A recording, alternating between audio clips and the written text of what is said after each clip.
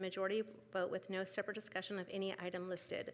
Should a member of the board desire to discuss any item at their request, it will be removed from the consent agenda and considered separately. What are the wishes of the board? I move to adopt the consent agenda as submitted. Second. We have a motion and a second. Please cast your vote. No, we're good. Yep.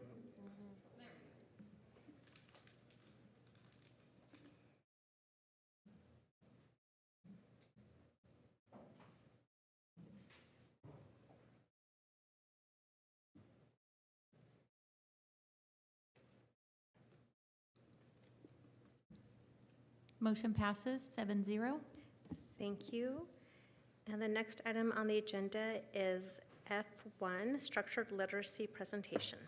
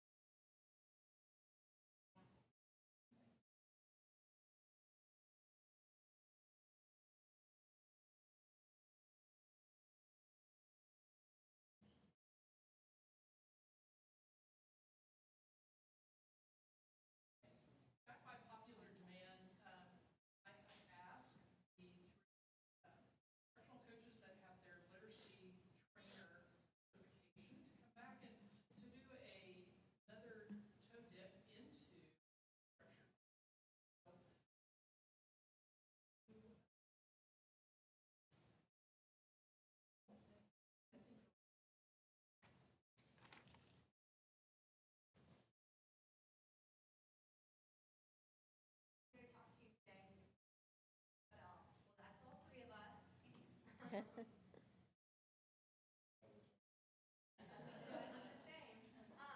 I'm here tonight to talk to you about the reading rope. And this is the rope that Dr. Hollis came up with in 2001. And essentially what it is that it is the idea of how a reader learns to read. So there's two parts to that. The language comprehension is at the top, and then the word recognition is at the bottom. The language comprehension part is all about how we comprehend, how we understand the words that we're reading and writing. That's the understanding part. And then the word recognition, the part on the bottom, that is all about the part of like phonics and putting the rules together to actually. Is that better? We can hear you, it's just sitting. Perfect. Okay, thanks, Paul. Okay, so the word recognition part, that's the part on the bottom. That's all about phonics and how you actually read the words, decoding and encoding and that kind of stuff. So, as you can see, it's a rope, so they tie together. That just means that not one aspect is more important than the others, and you need all of the aspects of the rope to be able to be a fluent reader at the end. Now, our younger readers, when they start, their ropes are a little bit farther apart, so if you see that on the left, and that just means that they're really working on those skills. So on the bottom, they're not like automatic yet. They're still decoding in parts. So for example, they might say s-at, not sat. So once we get the word recognition down pat and they can just read the words automatically, then that frees up the space in their brain to then start focusing on the language comprehension, which is on the top. And that's really how you, like I said, are comprehending what you're reading. So, yeah. So we're going to focus a little bit on that bottom part of the rope. We're going to focus in on the word recognition piece with something called Aries phases of word reading development. Thank you. So you can see there's kind of different phases there. They're not like separated from each other, one then the next then the next. They kind of blend together a little bit. And Aries phases of word reading development is used to understand what emerging readers can and cannot do, and then how, as a teacher, you would help them to move into that next phase. So again, we don't use this as like to put a kid in a category. We use this to know and understand what it is that they are doing and how we can move them forward. So good instruction helps those students move through the phases, and it solidifies the visual word form area in the brain. Remember last time we talked about where those words become by sight, they can see them and read them. So let's start on the left is the pre-alphabetic phase. So those you can see right there, those are things they can do. But again, the most important part as a teacher is what can I do? What does my instruction need to look like to move them forward? So if we have a kiddo doing those things, some instruction would look like working on letter names, giving them awareness that words are made of individual sounds, and then working on that beginning letter sound relationships, starting with the initial and then the final sounds and letters.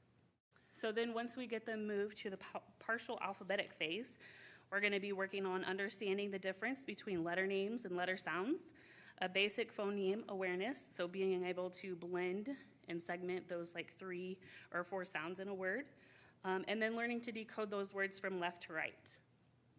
Once we get a kid to full alphabetic phase, we'll be working on English spelling patterns, which we all know are really, really difficult, so it takes a while. We start looking at multisyllabic words and focusing on morphology or the roots and affixes, and then becoming more accurate and automatic with basic sight vocabulary. So again, these are not, we're here, then we're here, then we're here. We're kind of moving them along so a kid could be in between, and some of those take longer than others. And then finally, when we get to the consolidated alphabetic phase, our instruction will be working on lots of vocabulary. Kiddos need to learn several thousands of words a year to be able to keep up with language. The morphology we would focus on then would be Latin and Greek roots, a wide variety of text types, especially expository text. We know that's more difficult. Having kiddos work on silent and oral reading, and then making sure that they are able to self-monitor and use different strategies. And then automaticity, which right now they're saying that kids need to read at least 120 words correct per minute by the end of 3rd grade. So just helping them become more proficient with that and automatic with those words.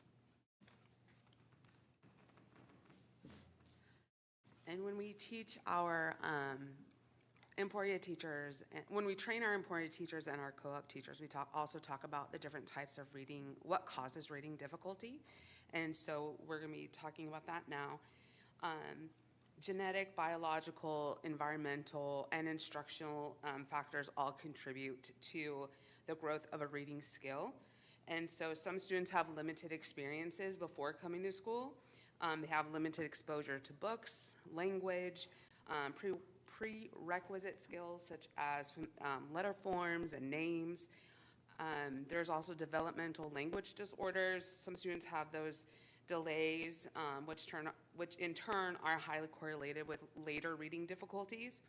And then some are what they call curriculum casualties, where they fall behind even though they are capable of learning simply because they're not, simply because their instruction is not sufficient. There's also neurobiological reading difficulties, and when properly assessed, classified, and through remedial and special education, those students have shown growth. There are different subtypes. If you go ahead and go to the next one, thanks. Subtypes that were done by a very large, extensive student data set in Texas, and it talks about 3 forms of reading disabilities, and they overlap, and they have been identified as word recognition, language comprehension, and fluency. And approximately 10 to 15% of school-aged children have legitimate reading disabilities. And there's no, a clear delineation of all reading subtypes represented within this graphic organizer remains elusive. Like, as the traits that represent the variety of reading disabilities possible are found on a continuum. So there's no either or with reading disabilities. For example, a student can have slight issues with phonology or severe issues with phonology, but both students would have issues with phonology that impact the ability to read and spell. And the exact cutoff point of when to identify this is difficult to determine, of like exactly when they have that problem with reading and spelling. So regardless of this difficulty, it's important improvements have been made in the field of reading disabilities in order to identify, assess, and properly instruct these students with the ones that have a combination, where they overlap of their reading skills. So we're going to talk about the phonological deficit next. Sorry, I got the wonderful before school cold, so forgive me. A phonological deficit is a disability of word recognition. So these students typically have difficulty decoding words due to an issue with the phonological processor. When we talked about the brain last time we were here, that phonological processor is very important in being able to recall words and decode words. As a result, they cannot represent speech sounds with their spellings. These students typically resort to using ineffective methods of decoding, such as using context clues, or my daughter looked at the very first letter of a word and guessed at what it might have been, and it did not make sense. So there are 3 core cognitive processes that are related to the issues of word reading: phonological processing, rapid naming, and phonological memory. Issues with reading associated with word recognition are the most common of reading disabilities. This next one has a very funky name because there's still some confusion in the literary world, and many theories exist regarding the reading disability of processing speed, orthographic processing, and that's why there's no one specific label. These students have difficulties with processing speed. Orthographic processing are identified primarily by issues with fluency. They're not fluent in their reading. Tasks that require speed are impacted within this area, separate from the issues with phonology. Word recognition can be accurate for these students. It is the rate of reading and spelling issues that are identifying characters. So they can be reading accurately, but they're very, very slow. So they're slow and right. This subtype is a very small portion of students with a reading disability, and it's sometimes referred to as orthographic processing subtype of dyslexia. Language comprehension is the third little subtype, and it is also a smaller subset. For example, you can ask a student questions about a story that they read, and they're not going to be able to answer them correctly, but if you read the story to them, they're going to be able to answer the story correctly. Students with intact language comprehension skills will likely be able to answer quickly and accurately when it's read to them. Word color or hyperlexic are terms used to describe these readers whose difficulties are primarily found in comprehension, even though decoding skills are accurate. Difficulties exist in the identification of this subtype of reading issue, as the many components that make up comprehension are not well defined. Working memory, inferencing, comprehension, monitoring, and sensitivity to story structure, text features. I mean, there's so many elements to comprehension. So they can be able to decode a word like nobody's business, but they have no idea what they've read. These rates are very low as well for those with issues solely in comprehension, separate from decoding. We see maybe, like in Walnut, we maybe had a handful of kiddos who it was just comprehension and nothing else. So that's quite low, that it's not mixed with something else. It's common for students to have more than one reading difficulty. That's why the circles overlap, and you can see where it's shaded darker, they're overlapping. These overlapping parts and the separate parts, they need to be identified and addressed. And I just kind of put some things that we're doing in our schools right now to address these. We have our FastBridge that we take 3 times a year. That is a screener that we use, and then we have diagnostic tools to dig even deeper to hone in on specific needs that our students have. And then we determine which state-approved resource will address that specific need, because not one program addresses everything. And then we monitor their growth, and we discuss those students in building PLCs. We have building data discussions with every grade level every 6 weeks. And if minimal growth is being made, we look at why. Why are they not growing? Why are they not progressing? Is it the program? Is it something else we need to address? Do we need to go back further in our assessment? And we sometimes meet with the SIT team to get ideas on what needs to happen. We bring the school psych in, or you bring a special ed teacher in. What are you seeing? Do we need to do something else? So we monitor that very carefully after we look at and assess, use our diagnostics. We don't diagnose. We use our diagnostic assessments to hone in on a skill that they need. And there's a law that is recently passed in the legislature where every student will have an individual literacy plan that scores high risk on a universal screener. And what I was very proud of at our last literacy cadre with Lori Curtis is they have used parts of Emporia's general education intervention log that we already do. And it fulfilled a lot of the law's requirements already. So when we go to that, we're not going to have a hard time. It's not going to be something foreign. It's going to be an easy transition to move to their templates. So I was very proud of that for Emporia. Any questions? I have questions. You guys? I love this. This is just, I love this.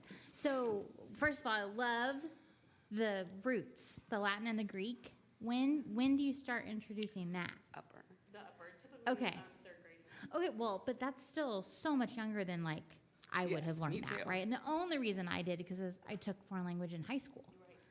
So that's, I mean, that helps you with vocabulary, it helps you with comprehension, it helps you with spelling. Like, wow, love that. 2, where does vision fall in? Like vision issues. Like my daughter, for example, in 5th grade, her vocabulary was up here and her reading scores were down here because when she got timed, she couldn't get her eyes to focus on the page. So we figured out she needed glasses. Then she had to start doing exercises to be able to get her eyes to track. So like, where does that fall in? Is that in the disability area or is that in some other, like, I mean, it wasn't a true disability, Yeah. it was a disadvantage. Right, and I think that comes in like, as you as a teacher, when you're getting those assessments and watching those kids, because K1, 2 for sure are definitely, like, they're mostly individualized tests, it's one-on-one, so you're watching the child as they're doing those things, so we can try to catch those things early. But they say like dyslexia and the reading, these types of things are not vision related. So it's just something separate we just kind of have to watch for as they're doing those things. And then what about, because everybody learns differently. So when you were talking about the comprehension, for the kids who just aren't auditory learners, like I space out big time, right? Unless I read it myself. You got a song playing in your head. How do you help kids who are just, time to lock in? Like, how do you get them to work past that, like ADHD and things like that? It's just a battle we face Yeah. every day. Yes. It's just keeping their attention and keeping things moving. Pacing is a really big part of that, like moving fast enough but not too fast. And then noticing if a kid is falling behind or counting the stars, on the classroom ceiling, things like that. Just bringing them along and then knowing to go touch base with that student and catch them up later. And also like putting multiple modalities within a lesson. So like if the kid needs to, take notes, then you allow that. They're now writing. If they just need to listen to it again, then, we get a read aloud in there so they can hear it again if they're auditory learners. Or if they're kinesthetic learners, make sure they have their fidgets or their pacing or, really giving whatever students really need in our classrooms. And in our first and second year trainings, our first, second year teachers, we talk about a lot of different ways of engagement because you are going to have, many kids. I mean, and when you think about it, our upper kids who no longer have their cell phones, they're going to need that engagement, and so we talk about different types of engagement to keep them engaged and like relating it to real life, relating it to something that they enjoy, getting them moving around with the, multiple modalities. We do many things on that in those trainings. You're welcome. I have a question also. Well, first of all, thank you because I think this is so essential and I'm really glad you ladies are in place. But I know this can be really overwhelming to a classroom teacher. And so I'm wondering, you all go in and work with specific groups of kids?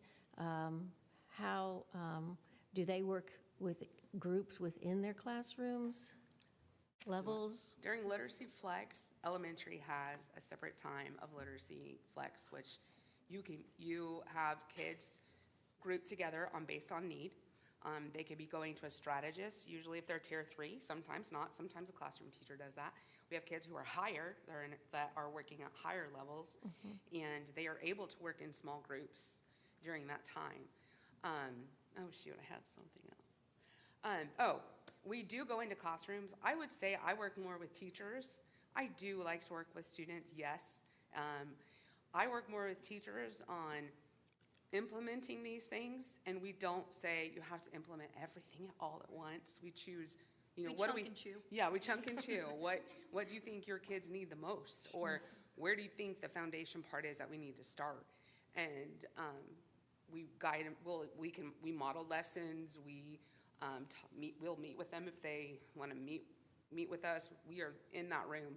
And in our literacy cadre that I was just in last night, there is a structured literacy observation checklist. It's not evaluative, it's just to see what parts of structured literacy our teachers are using. And our program that we adopted, HMH Interreading, has a structured literacy piece, and that's what we use. Our K through 2 use that piece, and they are seeing great outcomes from that.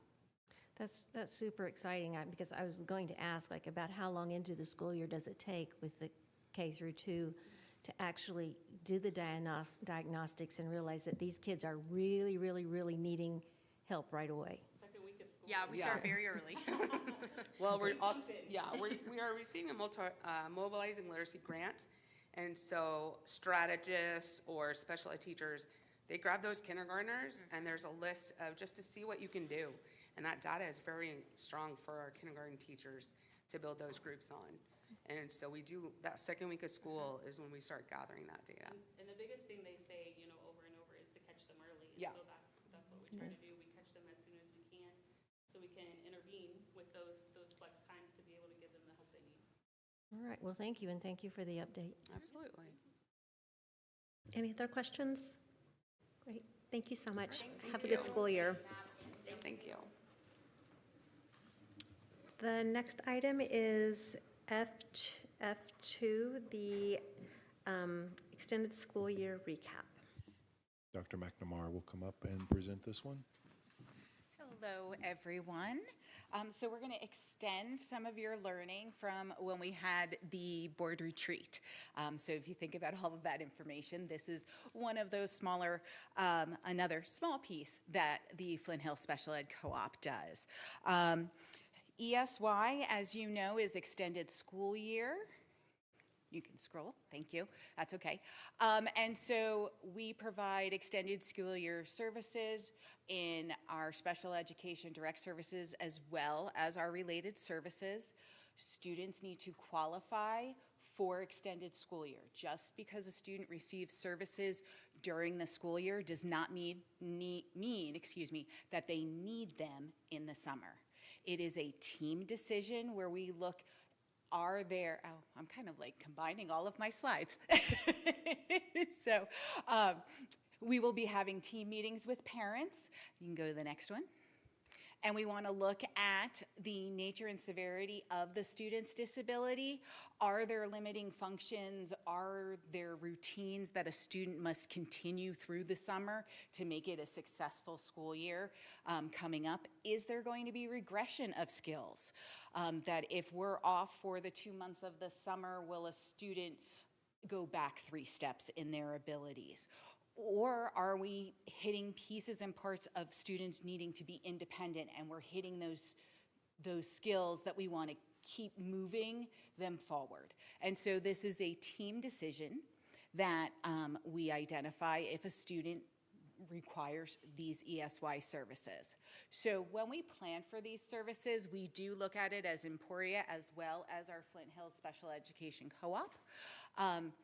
We provide services to our largest number of students within Emporia, and then in our outlying districts, we have a handful of other students, and our staff provides those services in those home communities.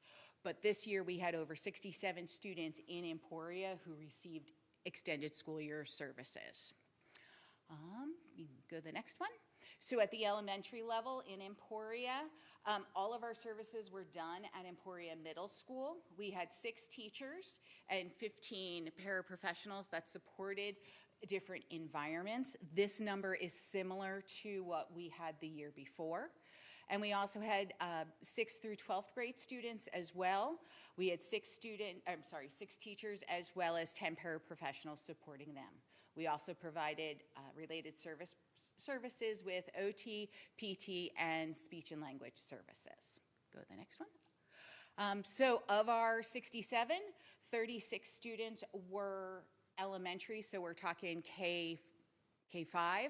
Then we had 31 students who were secondary, so 6 through 12. You'll see kind of the average of attendance. We did this year for Emporia's ESY go a week later. So we weren't starting right after 4th of July, we waited a week. And so that was similar to our attendance rates from last year. Then next one, and I think that's it. So, any questions? All right. Were those 12 consecutive? Not consecutive, obviously, with weekend, but like, was it Monday through Friday? Monday through So Thursday. 3 weeks. Okay. Okay. Yep, Thank and you. they go 2 hours a day. Yep. Great, Alrighty, thank you so much. The next item on the agenda is F3, the Flint Hills Virtual Program Handbook Addendum. This will be Dr. Gargula, just bringing in an update. He and I talked about this a little bit today. You might end up seeing it again down the road because this is a brand-new program, and so we're hashing out the details as we go. Yeah, so I'm just bringing back an update. Not a lot's changed in the handbook since you saw it last. You will notice if you look through it, there's some red text in there. We made a few adjustments as I collaborated with Mr. Fisher and Mr. Burns. There was a few adjustments to a few of the pages. So like if you go to page 3, we changed progress should be 4 credits instead of 3. That was just something that the principal felt would be more appropriate. And then if you go to page number 5, we added some additional communication about count day and how they need to be making sure they're doing their work, and we're communicating with them, so we added that. A piece about count day too, that's not updated, that's the piece that's missing, because I got the enrollment handbook after agenda review went up, so I'm going to need to update that for the 26-27 school year, so that's a change that, we have the book now, not a lot's changed, but I do need to update the handbook to reflect that. So there's some clarity there. And then if you go to page 7, we made the same change from 3 to 4. On page 7 at the bottom. And that's pretty much our only change is the rest of this. There are a few things that's missing, like we need to go in and add some information about special education students and 504 students and what happens when they change placement and how does that work.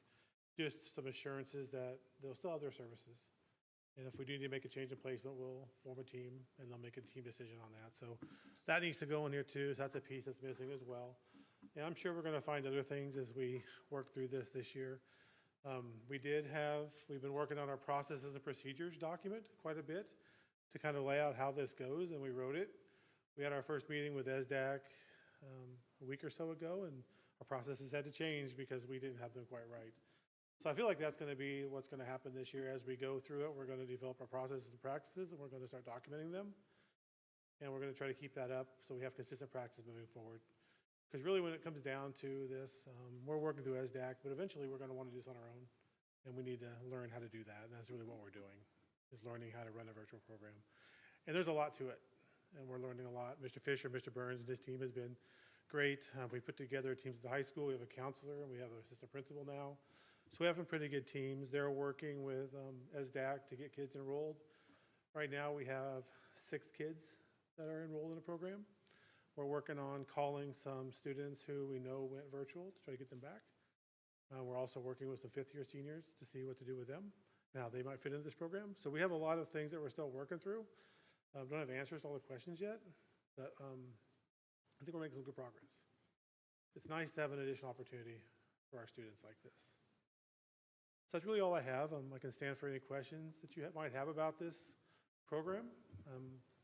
I would just say I'm excited about this program for our students. I feel like ever since COVID, I know I talked to parents that feel like their kids learn better in this virtual environment.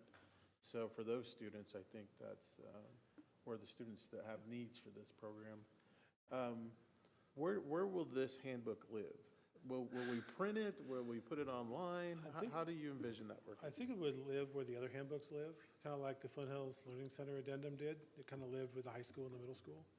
Because when it comes down to it, these students are still Emporia Middle School, Emporia High School students. These are just some additional specific things that if they're in this program, we're going to have to make sure that we do. That's what this handbook's about. Like, count day is an important piece. We got to understand the difference between on-site, brick and mortar count day and virtual school count day, because they're drastically different in how you get your funding there. We got to make sure we have our pieces in place for that. So we're going to go to Counting Kids September. Mr. Fisher will go, and I'll go meet with his team, and I'll work through the whole book. We have an enrollment handbook, and we'll work through the whole book with his team to make sure they all understand the expectations and what documentation needs to be in place. We've been doing that the last couple of years, and things have gone really well. We've had good count days. But I think it'll live on the website with the other folks. Any other questions? This is an action item.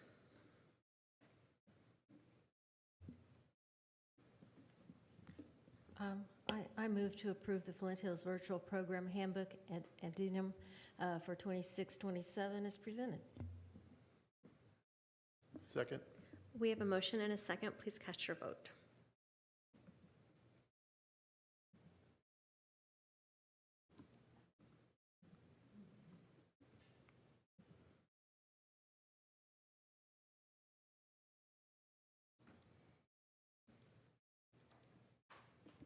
Motion passes 7-0. Thank you. Appreciate it. Thank you, Ryan, for all your work on this. Next item is item F4, the pre-K through 8th grade student code of conduct. Ms. Leeds bringing this back for a second read. We got your feedback previously. I think it's a second read, even though it doesn't say that right there. Got some feedback from you and made some adjustments. If you would look at page 4 in the handbook, under the long-term suspension, we went into that piece and made it so that it reflects what the board policy is. It is that a hearing shall be conducted by the superintendent or superintendent's designee. And we struck out the other portion. Also, under the third bullet, the hearing may or will be conducted by a certified employee and/or a committee of certified employees authorized by the superintendent.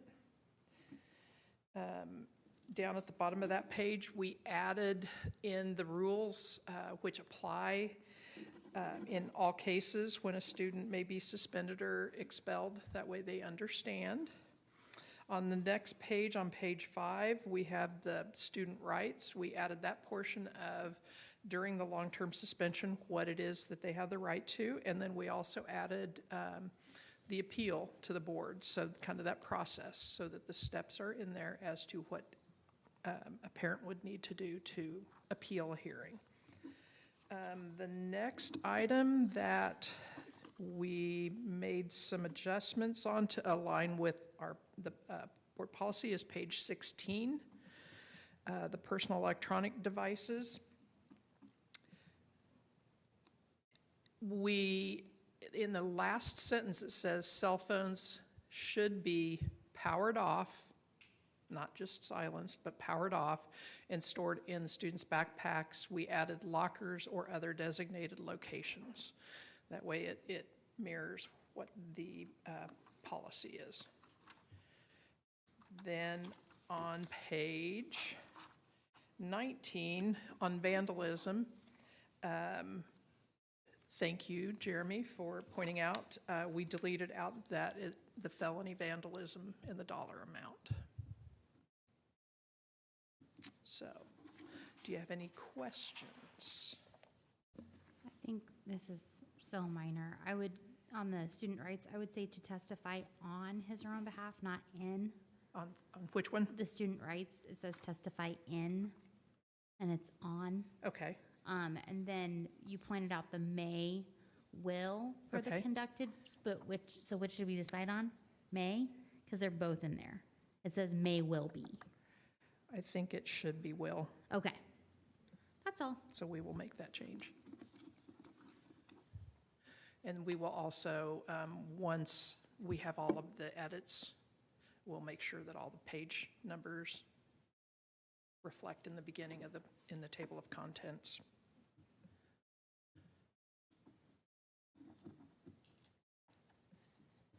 Any other notes, questions? This is also an action item. Yes. Do have one other thing. Should the refusal or failure of the student and or the student's parents, should that say, like caregiver instead? Like, because we do allow other people to act on behalf of a student. Or A guardian. Guardian maybe You know, would work. like, I Guardian. thought, don't we have a different word We we could do- we use could in do most of guardian. our documents? Where are you at on that one? Rules which apply in all cases, page 4. Failure of the student's Okay. parents specifically. We could do parent/guardian.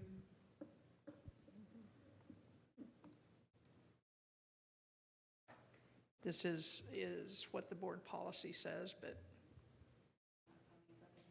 so we may have to, it's the rules that apply to suspension or expulsion.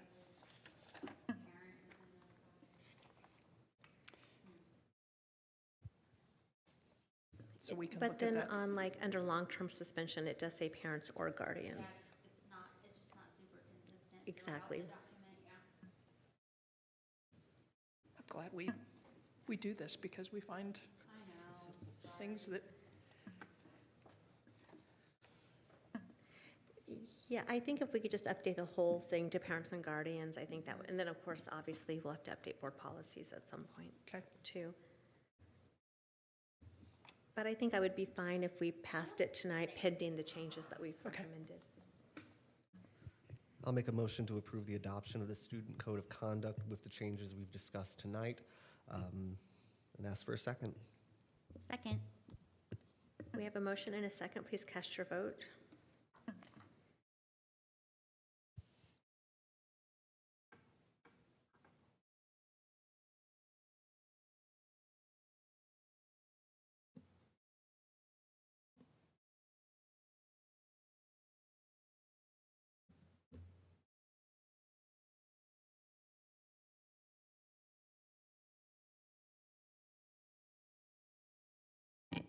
Motion passes 7-0.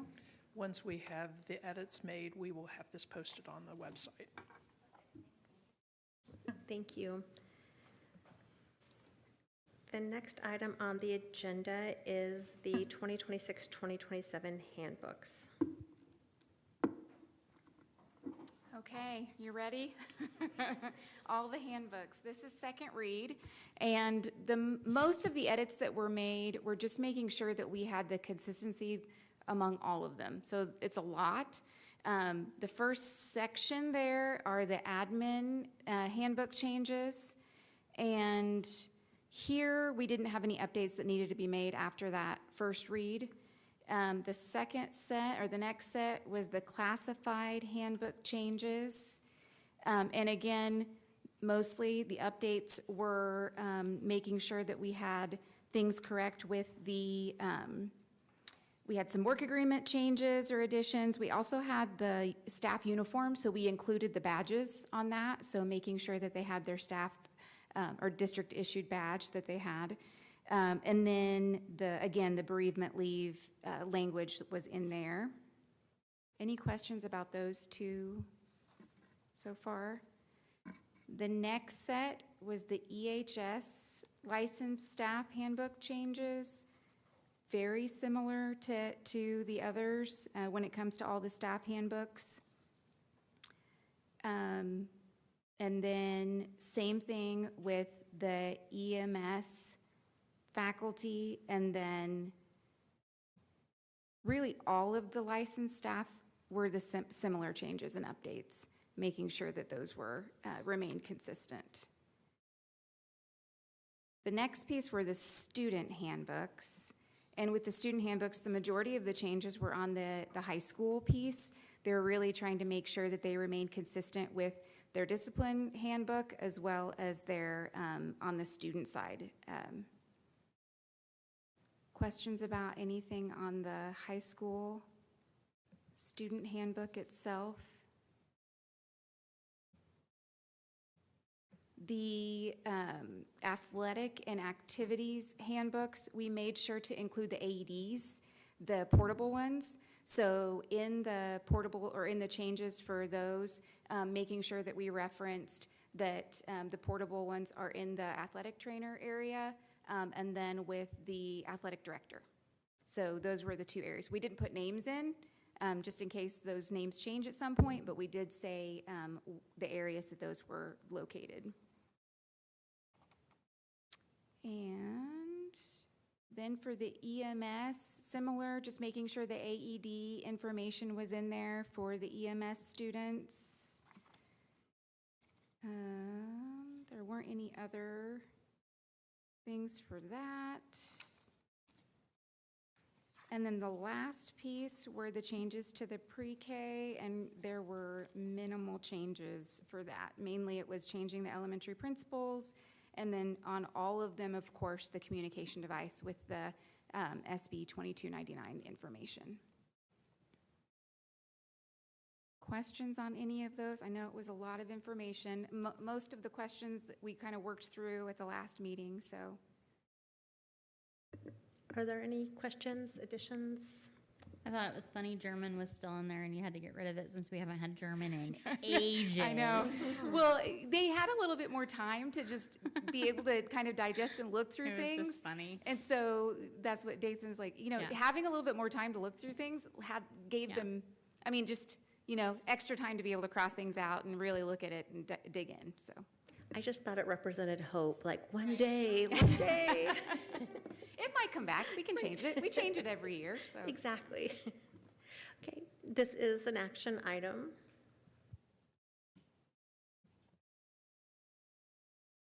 I move to approve, oh, that was easy, the 26-27 handbooks as submitted. Second. We have a motion and a second. Please cast your vote.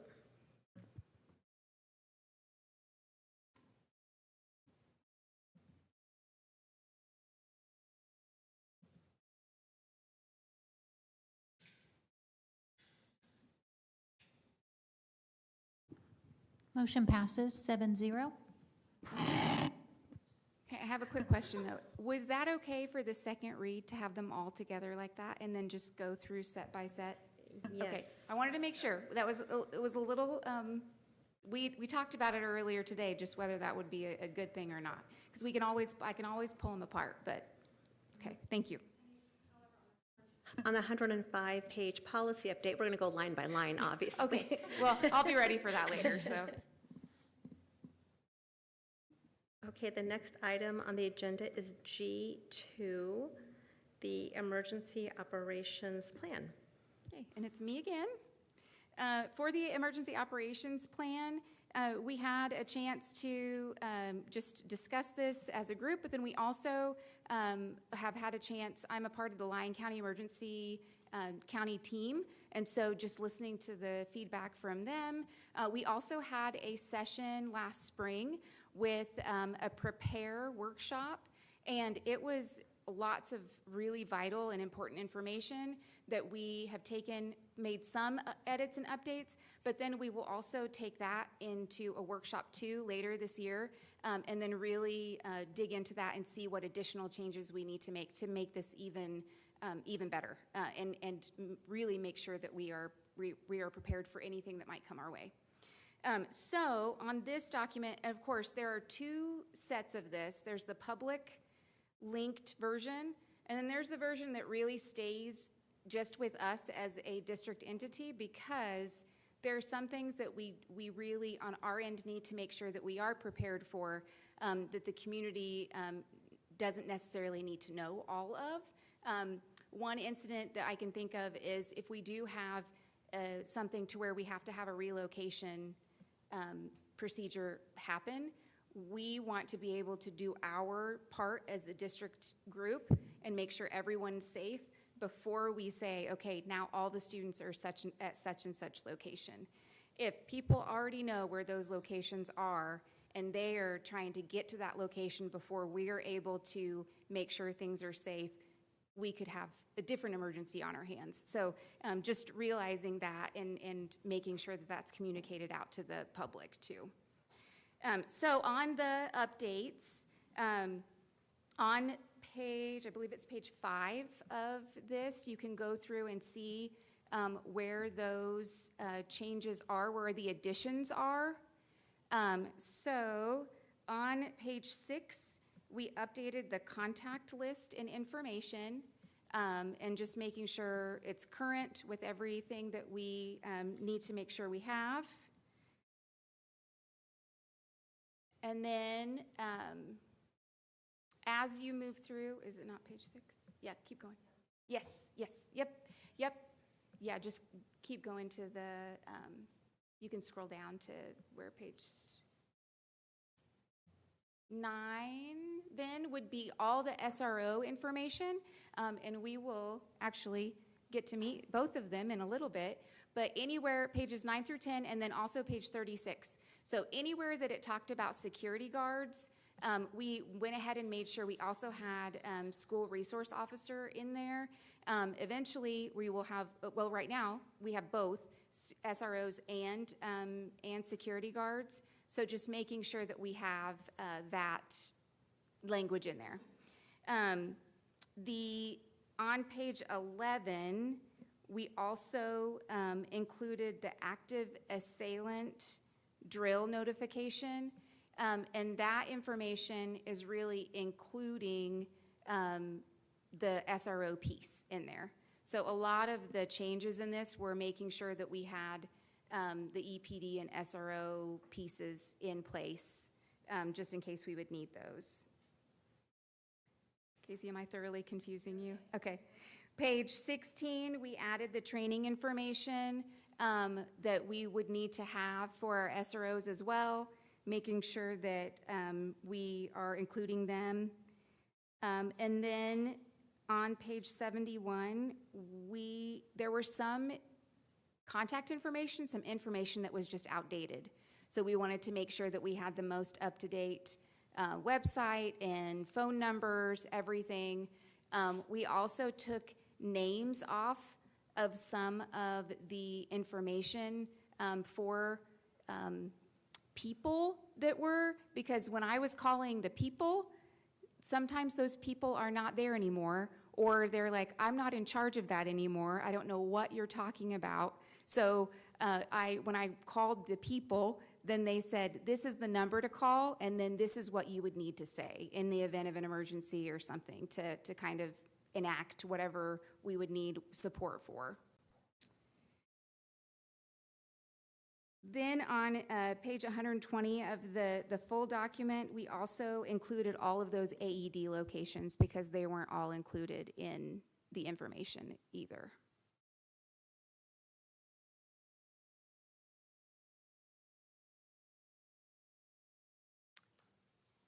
Gotcha, okay. So that makes sense. Casey said she can only pull up the public version, so that's why she's not able to for up here. Yes, correct.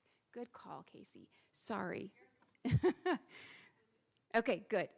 Questions about that? So most of the strike-throughs were truly updates and just making sure that we had that. For some reason, on some of the when it said HR, it went straight to Anna Balon, our assistant director's phone, and I said, why would that happen? I mean, I would want it to go to the administrative assistant because then, you know, if she's not there, then that goes directly to like Maria at the community relations, or it goes to a different phone number.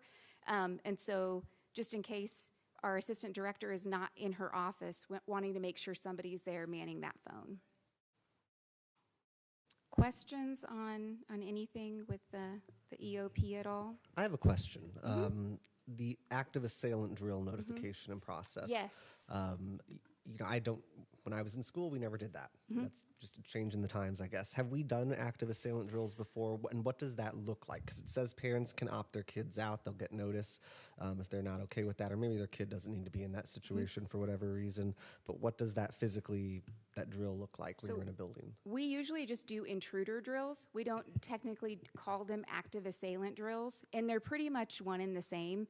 And so if it's an intruder drill, it's just, do you run, hide, fight? So if the assailant or the intruder is in the front office and you're at the high school in the science wing, you'd be able to run to your relocation spot in that event. So at the high school, it's more of that conversation of if there is an intruder and they're at this location, what would you do? So it's just talking through it with the students. At the elementary, it looks different. There is a person on the playground who isn't supposed to be there. In that event, what would we do? So it's more the staff talking through it with the students. It's not like a live action drill That's or, what I was thinking, like a fire drill where there's a thing ringing and all the kids have to do something. Absolutely Okay. not. So if it were that type of situation, we would definitely have to tell parents and say, we are having a full-blown active assailant drill on this date, and you could opt your students out. And that actually will come up later in board policy update. I'm trying to remember this, but is this added because of some bills passed in the legislature about like fire drills and active assailant? Correct. So it wasn't of our own No, doing? no, it's an addition. And mainly it's to support students so they aren't thoroughly traumatized by an active assailant type situation, a drill that you would hope would prepare them like a fire drill would, but we just want to make sure we're doing it in an age-appropriate way. I mean, I have some other ideas on what the legislature could be doing to address student safety, and I would urge them to think about those options so it's not on our children to have to deal with this. And I believe this is an action item. I move to approve the 2026-2027 Emergency Operation Plan as submitted. Second. We have a motion and a second. Please cast your vote.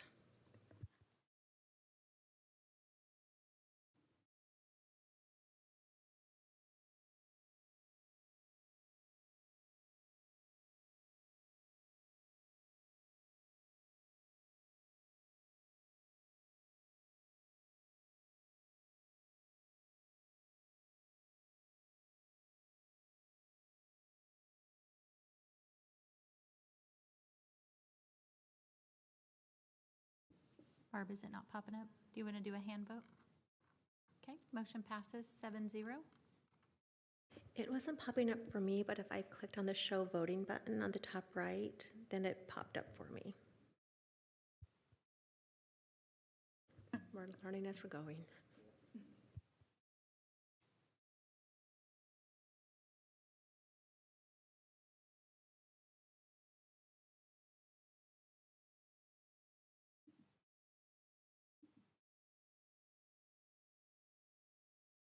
We're good?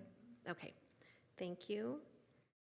And the next item is G3. Erica, do you have an announcement? So I am able to announce, we'll actually bring both of them up here.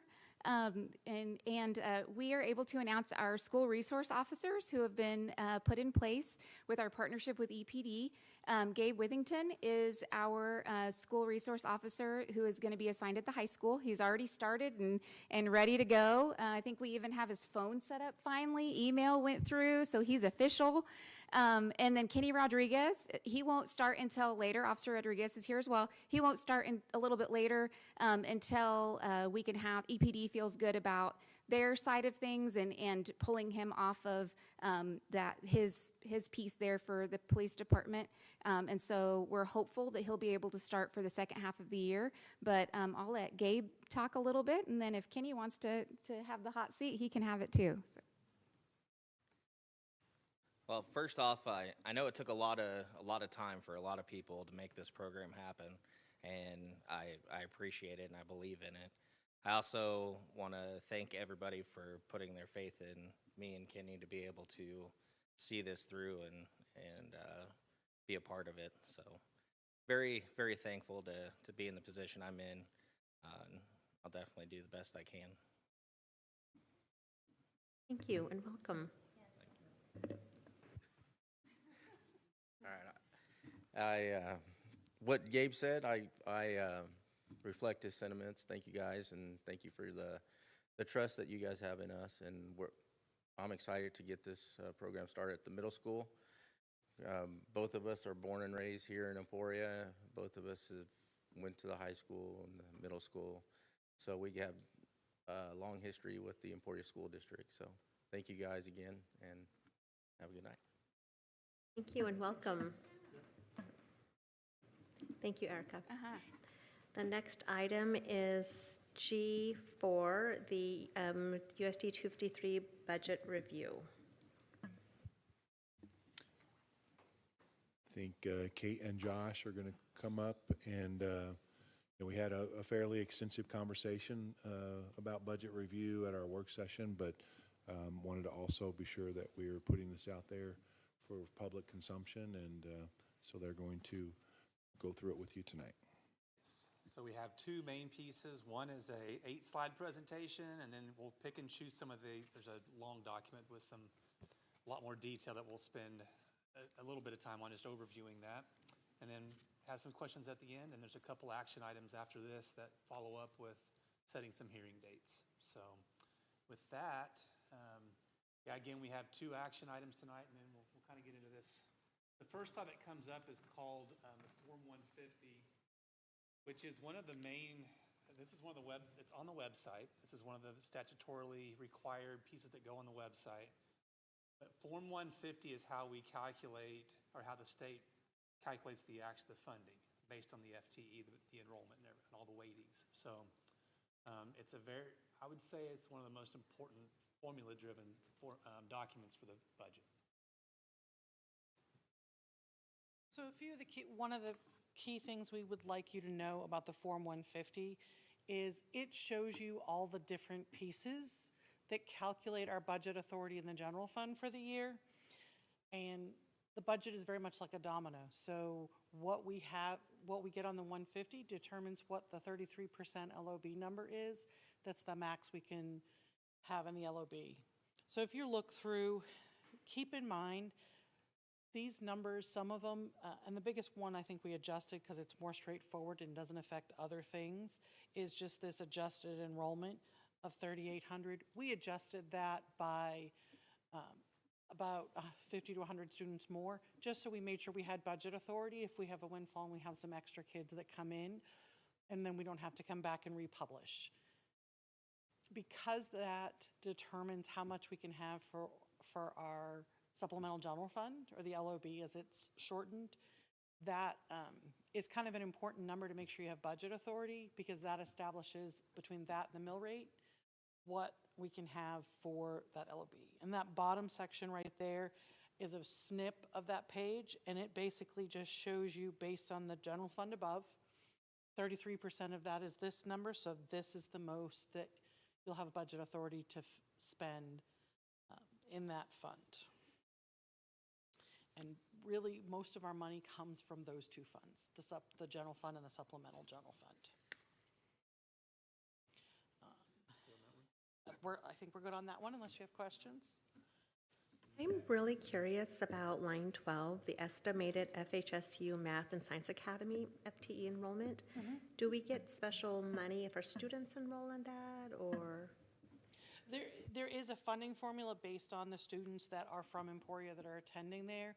We do pay tuition to those students, for those students to go there, and so there is a little funding based on that. And we did have one student last year, I believe. It's been a few years since we had one, but we did have one student there, so we wanted to make sure we accounted for it. So the next slide that you have there kind of takes us through the documents that you're going to be asked to approve for the notice of hearing later on this evening. And it really defines the mill rates. The 20 mills for the general fund is set by statute, and the money goes direct to the state. It doesn't come directly to us. So there's no flexibility there. You have approved a 5-year levy for the adult ed for that 0.5 mills. That will be up again this coming year for future budgets, but for this year it's approved. And then the 8 for capital outlay.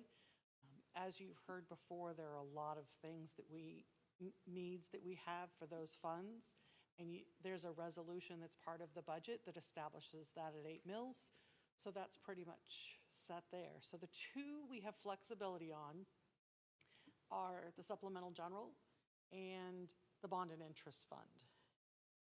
And that's where life gets interesting, because you'll notice we flip-flop some of the mill rate from the supplemental general fund to the bond and interest fund, because we do not have the ability to go any higher. We had some rollover in those funds, and as enrollment drops and the general fund drops, we're limited by that 33% on what we can do there. So we didn't go back up to the full number we had last year, but we did use that to build up our reserves in bond and interest that KSDE recommended we do. Might clarify as well, when we first, would have been an action item in July to post to the paper and to the county that we would be exceeding the revenue neutral rate. As the numbers were calculated, the two yellow boxes show what we would have had for a revenue neutral rate, the bottom of the page of $11,800,000,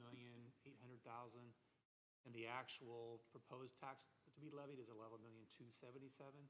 So it is less than that revenue neutral max, I guess. So we would be below a revenue neutral rate. We still are going to hold the hearing because that's what we said we would do.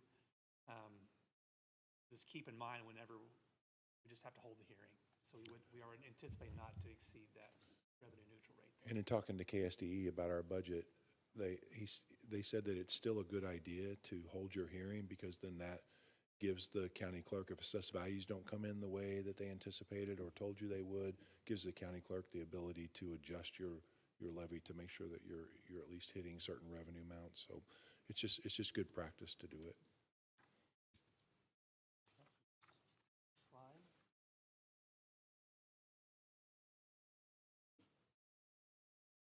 This is the, we'll call it Code 99, but it's the summary of all the levies that go into the newspaper. So whenever there is the proposed budget that goes in the newspaper, this is what is printed. This also is the maximum that the board would approve. There's always the ability to go below this whenever you actually approve the budget. However, whatever you print in the paper, you can never exceed that amount. So this is the maximum that the district could ever levy for a tax based on this form. The other thing to keep in mind on the form is we budget to spend every dollar in these funds that we have available. That does not necessarily mean that we plan to, but if for some reason expenditures changed or something happened, an unexpected repair that couldn't wait, we would have the budget authority to be able to spend those funds if we needed them.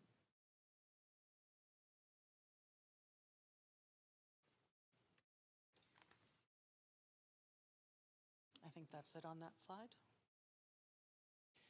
This is cash carryover, and it's not per se something you're going to, I squeezed it together and brought you some funds. These are the unencumbered cash balances, and the note that we have, we want to do on that is there was a big push as we were working through budget issues over the year to find a way to spend our at-risk dollars. And so we were able to, in the past, the decision had been made by district leadership, where to account for the money that we paid out of at risk for salaries for teachers. And this year we sent out a list of the approved programs to certified staff and asked them to tell us what percentage of their day they utilize those programs. And we were able to spend an additional $6.3 million out of at risk that we were able to relieve the budget on the general fund and the supplemental general fund.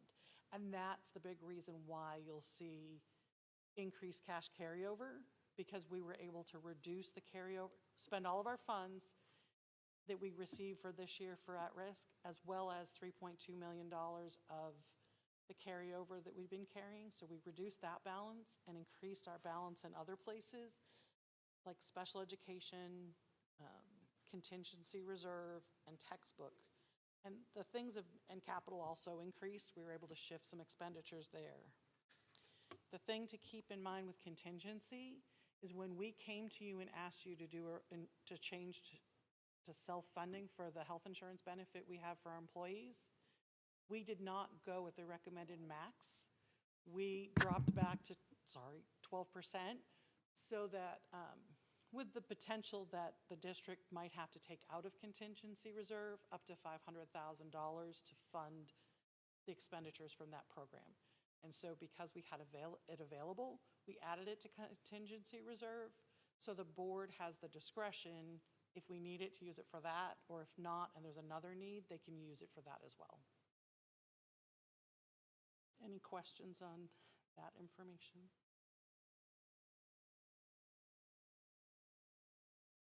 Other than we don't have 6 million to spend from at-risk next year. That is correct. Right, like, very important to establish that we didn't just like pull that money out of thin air, yeah. This next slide refers to the needs assessment. This is another piece of the budget process that is required as far as referring to a needs assessment that comes from the buildings. So this is the same summary. We would have shared this summary last week at the budget work session, really highlighting some of the key tangible and non-tangible pieces that connect back to the budget and how we'd want to focus on these as funds are available or resources are available. These become focus areas of how we move forward. So these pieces do help budget and help decide on what is spent in different places. Questions on the needs assessment?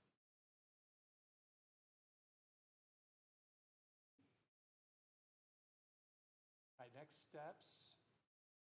So some of these were follow-up questions from last week. The first one had to do with special ed. And I'm making sure we pinpointed this question the best way we could, but there is an additional amount of money that if the state would fund to the 92% of the excess cost, what's the gap that we have as a district for that difference between what percentage we're paying up to 92%? So Kate had calculated what, like our percent paid by the state versus what costs that we are paying. And that gap down below that shows the state aid shortfall of 2.7 million, that's the gap between the percent really that we are getting compared to the 92%. So if somebody asks, where are we short compared to if we were to reach that 92%, 2.7, almost 2.8, 2.75 million is the number. And it really also shows the statewide average of 64%. So across the state, that excess cost is at 64% instead of 92%. So that shows you overall how far below. And it looks like our number is like 59.9 roughly. So we're a little bit below the state average on covering that excess cost. Questions on the special ed calculation? That one. And then the next one was just the neighborhood revitalization reductions, like how many dollars are pulled away from revenue based on different programs the county has, and that's roughly 86,000, it looks like. And that's just for 1 year. That's just for 1 year. Wow. Yep. That's good information to have. So, kind of next steps on this process. Later on in the meeting, we will be asking you to approve the notice of hearing for the revenue neutral rate, as well as the notice of hearing for the budget, so that we can get those in the paper. The hearings will be held on September 9th at 5:45 and 5:50. And then they will also be in the paper on the website on August 28th. And with our statutory deadline is we need to get that to the state by September 20th and the county by October 1st. And we usually don't wait those 10 days in between. Once we've got it, once you guys have approved it, we get it uploaded to the state, we get it to the county, and we cross that, check that off our list and move on to other things. Any questions so far? Questions? We did want to pick out a couple pages from the 100-plus document just to highlight how this works and some of the key pieces. So page 10, slide number, we'll try to get to number 10. Very tiny font when you look at the PDF, but this is called the open page. And so the open page from the software is where we enter numbers for enrollment. Some of these numbers are calculated already from prior years as far as valuation goes. But the open page really gives a broad summary of our enrollment numbers going in and valuation. So it's a broad, just starting point. So the open page is a starting point. Next one was page 17. And just wanted to show, each of the funds that are in this document follow the same pattern. They're, general fund is one we're looking at, and the top part looks at revenue. And then down below goes through a full list of expenditures. And if you, I might just have you stop right there. Let's go back up a little, right there. And then, so where it says resources available, kind of gives the total dollar amount of what revenue comes in based on state aid, special education aid, which matches up with the Form 150.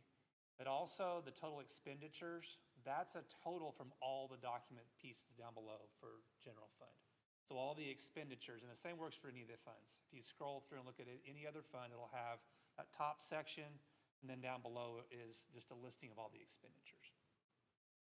It's just a way to look at that in a quick fashion to see what do we spend, what do we have coming in for each fund.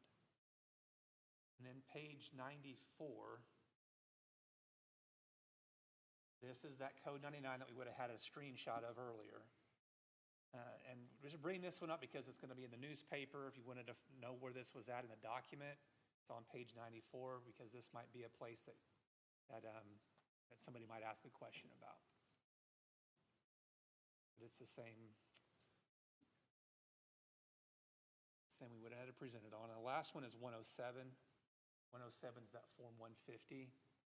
We would have had a screenshot of the very top part of 150, but if you scroll through, there's other sections that really show, you can go down to the next page, like right in here, there's a whole nother section that really just shows where all those extra pieces plug into 150, if you're interested in really seeing how that supports all those. There's a lot of numbers to it. If it's of interest, it's there. If not, at least you know where to find it if somebody asks. And we can send these back out in Friday update as well as what those page numbers were, just so you can reference that in the future. So with that, questions on this 159-page document by chance? Any questions on that one?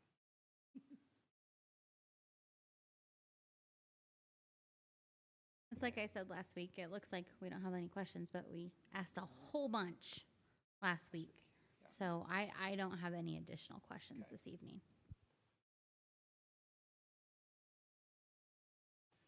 Okay. So the next pieces are, I think there's 2 action items that are for the hearings that follow. Great, thank you. So we have G5, the approval to exceed the revenue neutral rate. So we have to have the hearing, but we don't intend to exceed, so why do we have to say exceed? Can't we just say a revenue neutral rate hearing, or do you have to say an intent to exceed? You need to, KSD discussed that it's important, just like last year, the assessed value numbers and so on that came in to us ended up being a little differently, and so they revised our rates, and so he suggested to go ahead and hold the hearing. Right. Because. Yeah, you said that. Because that gives the clerk the So, but we still have opportunity to to say that revise the we rate. intend to exceed? We can discuss the Okay. fact that, the way our budget looks currently during the hearing, it doesn't appear that we will exceed Okay. it, but that we Just still. to cover arrears? Yes. We still have to say intent to exceed? I think the idea is that we're invoking the right to do it. Otherwise, if we need it, we don't have it. Right, but I also think that's because of the way the statute is written. Like we have to execute it in that language. No, you're right. It's wonky, but it's the way the law requires us to phrase it. But it's absolutely wonky.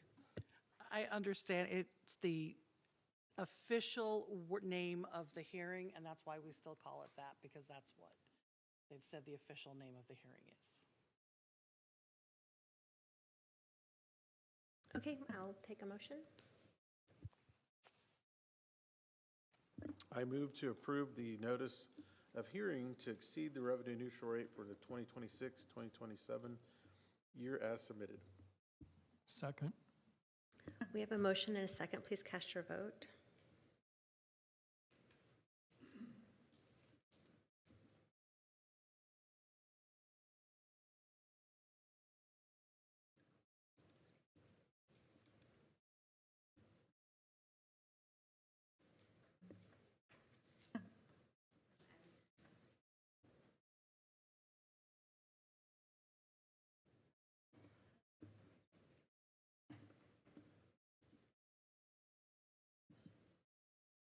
Can you try hitting that blue box up in the top right where it says show? Did it come on for you? Okay, perfect. Motion passes 7-0. Thank you. And then the next item will be G6, approval of the notice of hearing for the 2026-2027 budget.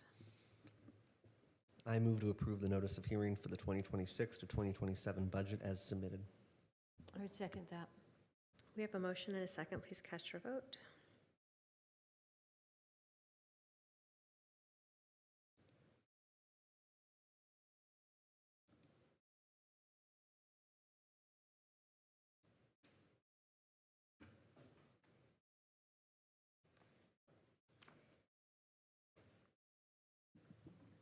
Motion passes 7-0.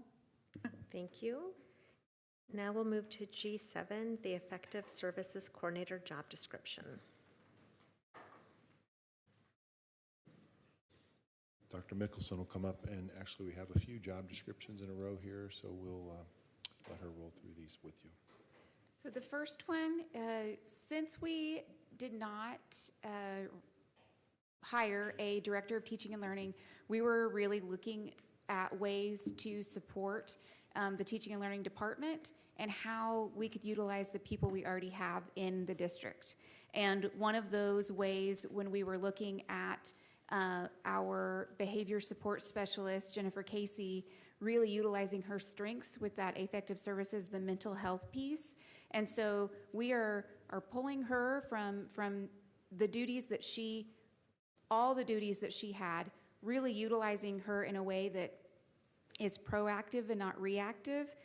We've been utilizing her in a way that is when there's a situation, she comes in, she observes the students, she helps the teachers, that type of thing.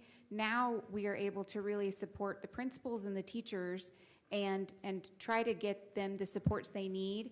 And so with her doing this affective services coordinator piece, we're hoping to do that proactive piece as well. She would be in charge of things like the multidisciplinary team, and then supporting really that mental health, behavior, all of those pieces for the teaching and learning department. So it's taking her behavior support specialist role and just adding those areas to that role, which broadens it out into that coordinator piece.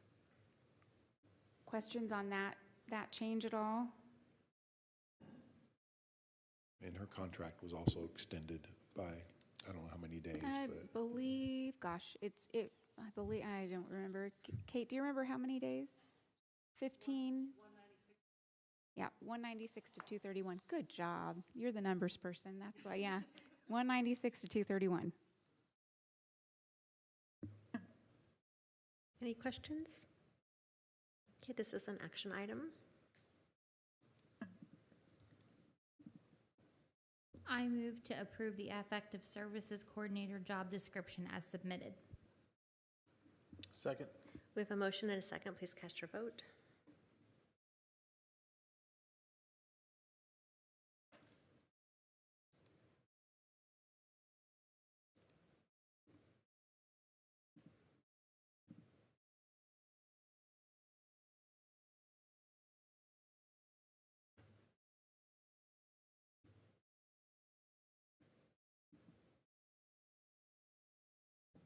Motion passes 7-0. Thank you. And the next item is G8, Early Childhood and Family Liaison job description. So this was an area that kind of came out of left field. We had known that the Mobilizing Literacy Grant was a little bit in limbo and in question. We knew that it would probably continue. We just didn't know in what capacity. So, gosh, I think in early June, was that when it was, Cheryl? Cheryl and I got an email saying that they were kind of re-upping or doing the grant again, but it was going to look very different. So in the past, Rhonda Beatty has been our Mobilizing Literacy Liaison. She really has been doing that kindergarten prep, preparing students for kindergarten, just making sure that she partners with the early childhood centers, the daycares around our area in Lyon County, and making sure that students that future students have what they need to be successful as they enter into any preschool, but then also, of course, our kindergartens across the district.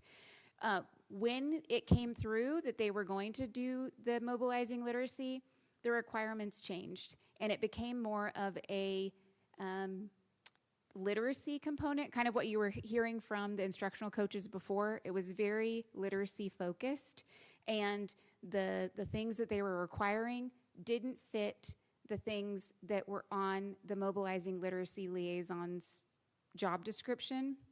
We very quickly figured out that actually the mobilizing literacy piece could go to our kindergarten instructional coach, because that is exactly what she is doing. She's looking at data, she's doing all those pieces. So the mobilizing literacy piece is going to shift to her as an instructional coach. We also looked at Rhonda and at what the supports that we needed still at Jones, and we really wanted to keep her in that spot. We wanted her to keep doing what she was doing with making sure our students are kindergarten ready. So this is what that role is.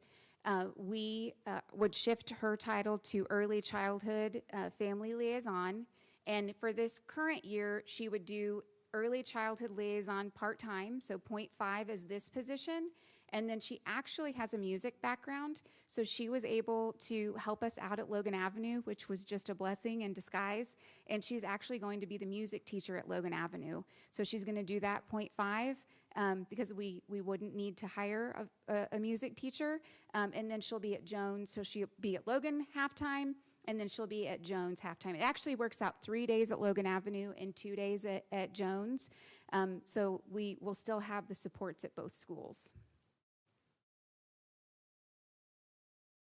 Do you anticipate that the family liaison position will be full-time in a year? That's our hope. Our hope is that we could shift Rhonda and she would be full-time there. The need is there. We just knew that for this year, it just made sense. Cheryl and I, when we were, putting our heads together, trying to figure out, okay, how are we going to cover music at at Logan? And it doesn't make sense to hire someone.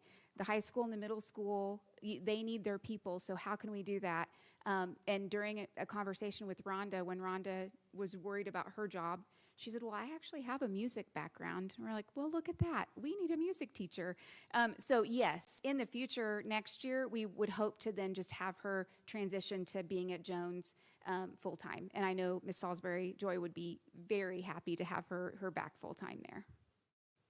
Thank you. Mm-hmm.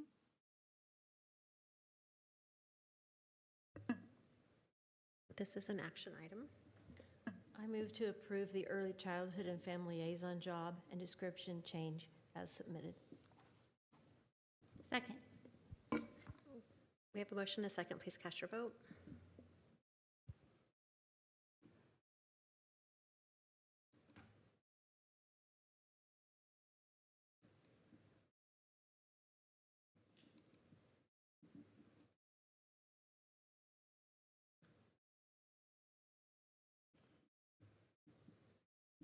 Motion passes 7-0. Thank you. We now are on to G9, the academic evaluator job title / description.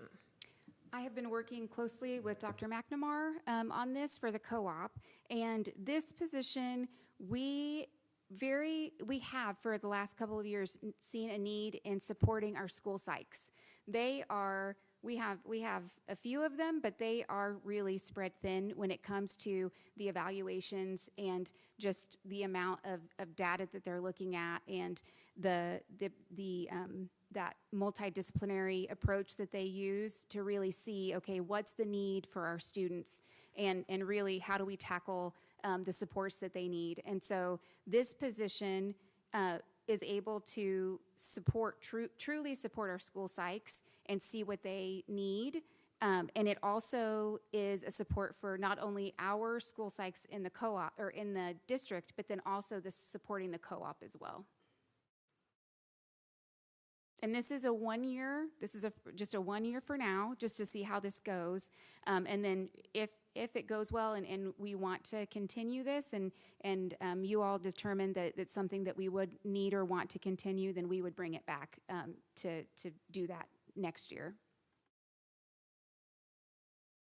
So it's it's a new job. It is, it is.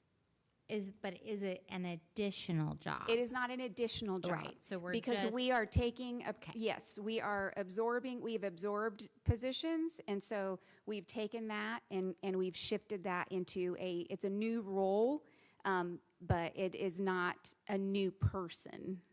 Yes. And in light of not being able to hire or find licensed school psychologists, which is where we would spend this money, we're going to spend it in this way to try to support them. So like next year, if we continued with this position, we wouldn't also add like 3 or 4 school psychologists. Correct, Got it. correct. Am I misspeaking, Dr. McNamara? Okay.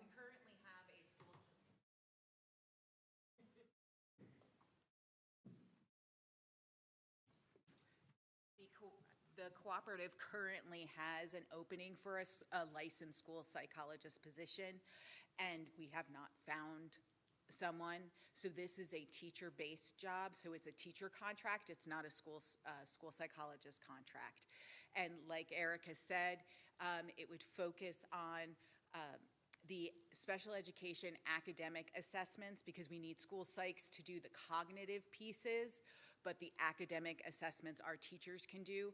But we have a handful of non-licensed teachers throughout the co-op who wouldn't be able to do those testing, that academic testing. So this takes off some of the load of our current school psychologists for those academic evaluations. And like Erica said, we've absorbed a coaching position, and where that coach could help support our non-licensed people, specifically at the middle school and the high school. So that's another little caveat to this position.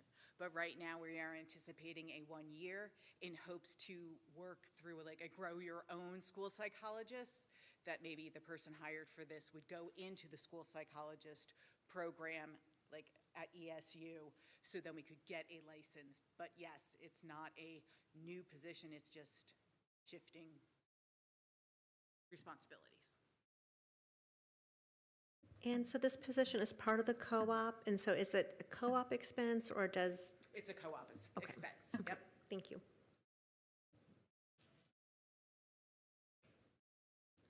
This is an action item. I move to approve the Flint Hills Special Education Co-op Academic Evaluator job title and description as submitted. Second. We have a motion and a second. Please cast your vote.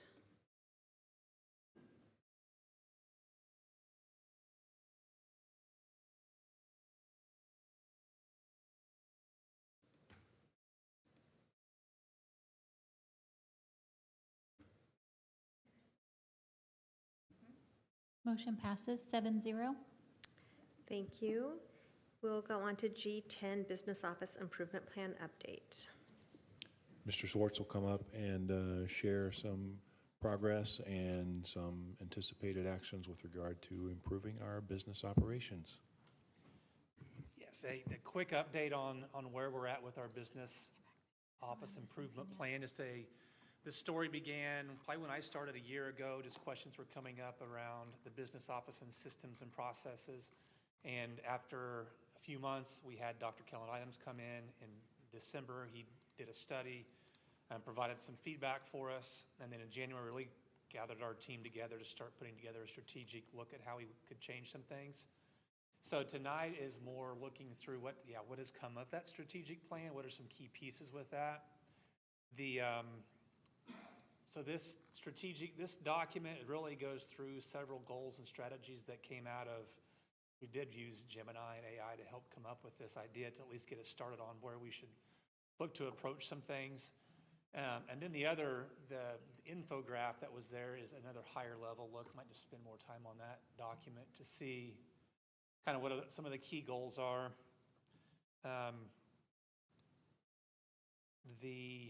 And this is also a follow-up to a question that we would have shared at the board retreat in July, I believe it was, or June. So also it's been about 6 months, I would say, since the group really got started on some things. But these are about 4 different pillars that are there: operational consistency, communication, resilience would be cross-training, how to make sure we could withstand staff turnover. So if there's are things that are written down, it helps us to overcome changes that way. Also, then using technology. And then another piece that's been added recently are just key performance indicators.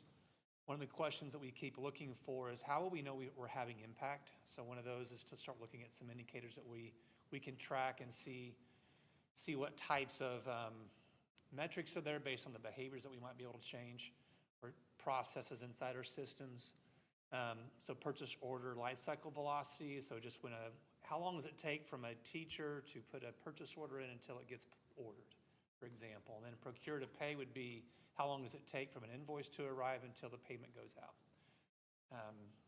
And we're looking at payroll exceptions. How many times do we have different payrolls that come up? If there's been an error, how many additional payrolls do we run?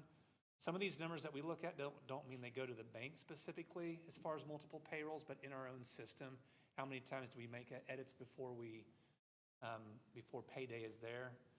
We're looking also at just escalation and board inquiry volume or superintendent inquiry, how many questions and complaints are reaching this group. Some of the operational milestone would be how many tasks can we look to stay on, if we have a full calendar, making sure we stay on track to make sure and reach certain deadlines. And the last one is just how do we better use Skyward cumulative technology to best meet our needs. We also understand there's also a kind of an internal staff survey that we did late spring just on how are we doing so far, and this was more of a baseline, but some of the key pieces that came out, some strong pillars from that really became goals, but clear and actionable communication, consistent and understandable processes. So in the building, how well does the process move forward? How well do we understand it? And then just response times. If there's a question that's come in, how quickly do we respond? Key takeaways. I feel like there's multiple steps to many of the processes that we have. We're working on how many exceptions we have to different standards or normal routines. If we have exceptions, that creates this potential for errors. So we're really trying to look at how many exceptions that we have and continually just keep moving forward. This document probably has quite a bit to it, and it's difficult to really figure out what's where are we at with this? So we really use this quite often hey, we're going to focus on one cluster of action steps at a time and work through one piece until we move forward. One thing we're running into, it's very easy to jump from one piece to the next, and then all of a sudden you don't feel like you're getting anywhere with some of this. You're collectively moving, but really it's nice to be able to say, hey, we've done this with these results, and really you can determine whether or not those action steps are having any kind of impact on your measurables. So really trying to stay focused with this as well. So I would say in 6 months we come back with an update is the other plan with this, to see how are we doing and continue to just keep growing with this. And I guess if there's questions, what questions might you have at this point? I believe this is on our action item list too, so you'll definitely get, something we're going to monitor more than others because we said it's important and all agreed that it's important, and we definitely within 6 months, maybe even a midterm report before that, but at the 6 month mark, along with all those other action items that we approved back in or we discussed back in the June retreat, this information would come back with more update.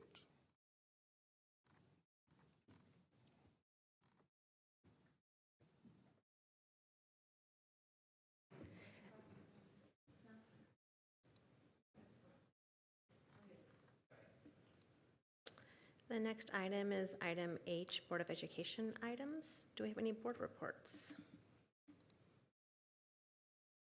Jeremy? Yeah, I'll chime in. The Rec Commission met late July. Really, it was more of a kind of a business meeting. There wasn't really a whole lot of substance there beyond that. We did, however, go over our final Rec Extra numbers and financials.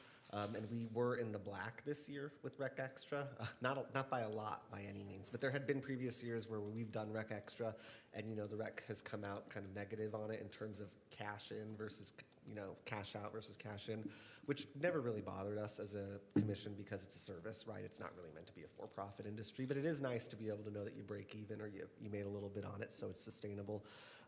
We elected officers again. I am still the president of the Rec Commission. Yay. But actually, I really enjoy it. It's a wonderful place to be a part of and to volunteer time with because they do some really amazing work. So I'm actually really happy with it. And then, we did some of our budgetary stuff too, I believe, closing of the books and financials. I would remind folks that tonight from 4 to 6, there was an open house. I believe it was at the rec center. Senior Center, excuse me, the Senior Center, to just kind of show people the projected plans for the new rec commission, for the new rec building that might be built, and also the 7.7 million so renovations out of the $24 million of this project that would go to renovating and making the Lee Barron Center nicer. And I really want to, kind of enunciate that the Lee Barron Center isn't going away. It's actually being renovated. It's going to be nice if this goes through, because there's been some misinformation spread by some in the community that it's disappearing or it's going to be demolished or something, and that's not accurate.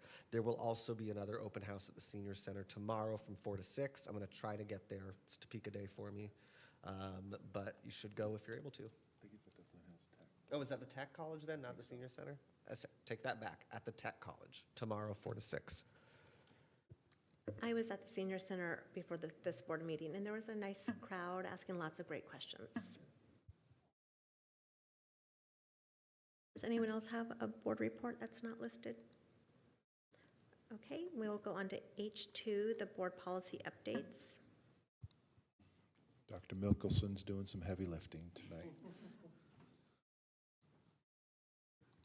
When I missed a gender review the other day, I told Josh, I'm like, you're going to be busy. Okay, we have quite a few, and thank goodness Lillian is here too to back me up, and then Casey, of course, with these. So if we just want to start at the very beginning. The first one is on in the investment fund, tax advantage funding compliance. It just looked like very minimal changes. The at least annually was crossed out there. Then the next one was on the investment funds. And this one, Casey, I might have you help me more with this one. Yeah, the legislature made some changes on this one, so it's kind of a requirement that we have to do. And it kind of took ours and shifted it around up and down, but this is a required one. You guys have any questions on this one? Okay, the next one is emergency drills, and we kind of hit this earlier, but really making sure that we kind of delineate between crisis drills and then active shooter drills. The active shooter drills, if you look at there, it talks about what an active shooter drill means, and then it talks about age specific. So for grades kindergarten through 5, instruction through tabletop exercises. So that's where it's very student specific and just really just looking at that kind of developmental, how students are developmentally, and making sure that we do it in a way that isn't traumatizing. It's within their scope. That we're not trying to scare students. And then for grades 6 through 12, the information is described earlier in this definition of practice for the active shooter drill. So you can do it a little bit more of an active shooter actual drill, but you do not have to. You can keep it as a tabletop exercise for all students. And then throughout the piece, it just gives definitions, and then it talks about if you're going to do something like as a simulation or tactical, that you do have to give that advance notice to families and make sure that they have that opt-out piece. And then at the very bottom, it just makes it to where we are able, and I am usually the designee for that partnership with the police department or the sheriff's department to where they can utilize our space, but it has to be at a time when there are no students or staff in the building. So I'll give an example. Over the summer, during 4th of July week, we have that week off, thankfully. And so that was a perfect time for the police department to come in. And they actually came in here to Mary Herbert and they did a drill. We let the community know and the surrounding community here that a drill was going to be occurring. We've had a request for use of either the middle school or high school at a different time, maybe during the day we have off during parent-teacher conference week. So I would work with the police department or the sheriff's department, whoever that entity is, to make sure that we wouldn't have anybody in the building during those active shooter drills that they do. And those drills are important for them because in the event that something happens, that's their time to really go through the motions and work through some of those pieces. So it still gives them that opportunity to have those. I was driving myself crazy because I had read all of this. And then when we were going over the emergency operations, I was like, I know I read about all this stuff. It was Here. the Yep, different right section. here. I was like, Yes. why am I so confused right now? Yeah. Questions about that one at all? Okay, the next one is sexual harassment, and really this moves into Title IX. I just attended Title IX training with our Title IX group. Really, it's just the way the wording is. So it's really looking at sex-based harassment, sex-based discrimination. So it's just a different way to phrase it. And then they go through and they talk through, they put all the definitions of each of the groups, the complainant, I'm trying to think of the different words. They've kind of phrased things. Appeal decision maker is in there. There are other layers to Title IX. The process is still the same. It's just making sure if there is an appeal, we assign a person that comes in and they're able to look at the decision and really determine whether they agree or not. Same thing with informal resolution facilitator. So it's putting a title to the process that we already have in place. Those were the biggest changes. Then making sure that the definitions are there for sexual harassment, supportive measures. Some of those things were in place, they just didn't have a definition. This does not change our Title IX process. That still stays the same. And the piece that they did add the 10 days, that's always been the steps. We've always, if a situation comes to me as a Title IX coordinator, I have 10 days to get information, to collect, to do that investigation to determine whether a Title IX complaint moves forward or whether it doesn't. And then once we start the process, it's really the 10 days are really the number. Once that decision or once that investigation starts and we have that, it's another 10 days for the next step. So the 10 days is really our marker for a lot of things. And 10 days is the minimum. If we need to go longer than 10 days, then we can, but that 10 days is the minimum. Are those 10 school days? They're working 10 days? calendar days. It's calendar days. So during some of the ones that I did last year, some things did happen during winter break. So then it's really me as the Title IX coordinator working with the people that are involved saying, it falls on a weekend. So instead of on Sunday, it's actually going to be on Monday. So as long as I let the people know what date that they can expect to have that information, as long as it's that 10-day mark, then that's suitable for the Title IX piece. Any questions about that one? Okay, sorry, scrolling, that's a long one. And the next piece are graduation requirements, and we talked to Mr. Fisher. Dathan is a part of that group, and he said that everything within this policy aligns with everything in the handbook and all their graduation pieces that we already have in place. This is where I had a question. Could you give me a reminder of what 2 accomplishments might be? That is a good question. Was it like a few years ago when you had to For high school volunteer, requirements? vote? Yeah, you had to fill out the financial aid form, which they took that off. They took the FAFSA off. Community service, I believe, is one, and then CT assets, it's the assets that they bring in. I'm trying to remember. No, that's, yeah, I just Okay. wanted to make sure it was what I Yeah, thought it's it not, might be. yes, they took, thank goodness they took the FAFSA piece off, though. That was the one that I think was, it just didn't, it wasn't great. But the other pieces make sense, the community involvement, and then the, like, CTE, if they've completed some CTE pieces, there are other things in there. Okay, thank you.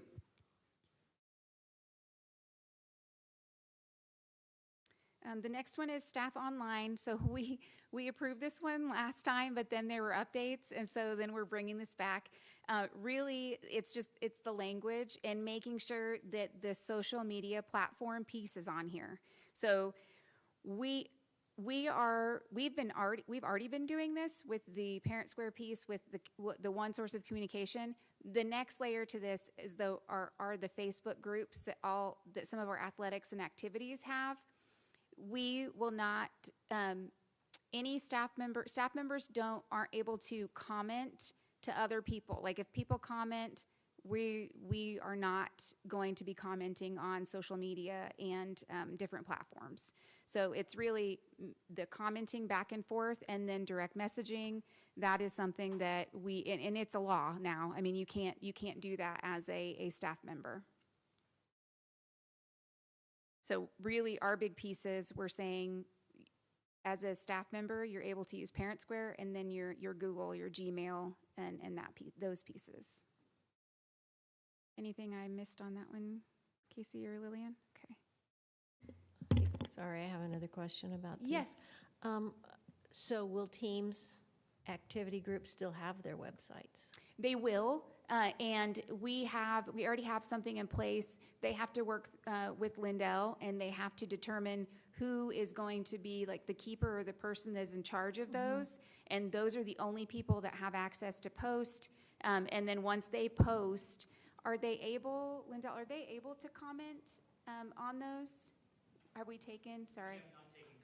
We have not taken comments off. So they're able to comment, but we would ask that staff members don't like comment back, like reply and do comments in that fashion. I if guess that my makes real sense. question is then, can comments be taken off? Yes. Lindell's shaking his head yes. That would be my hope. Okay. The comments could be taken off, but there are times when, I mean, people are interacting in a positive way, and commenting on those things, or all of a sudden you do get sometimes maybe someone from the public will clarify something for another person from the public that has a question. We just don't need to be getting on there and responding to those comments. That's the approach we're taking currently.